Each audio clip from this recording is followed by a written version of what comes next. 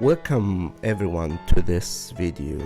My name is Dalal Salim, and if this is the first time you watch my YouTube channel, this is one of the videos that is so important to really highlight the power of focus. In this life you have your own focus, and this focus can be trained properly, and once you train your focus to be directed towards the things that you want, the things that you love in life, things that get you happiness, things that will change your perspective and add value to you and get you more engaged in life and be happy to have a lot of things. So all what I want you to do is to think of going to a celebration, a party for example, and once you are in that party you have the power to focus on what you want. So you can focus on the people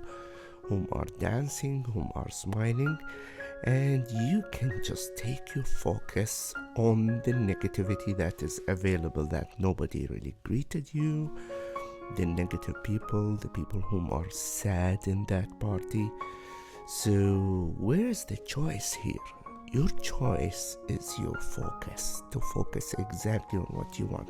If you consider life as a big party, and in this party you can focus on your bills, your financial negative situation, or you can focus on what really adds value to you, the people you love, the things that can inspire you, the wonderful things, wonderful moments and places that help you to grow, the education, the prosperity that is available.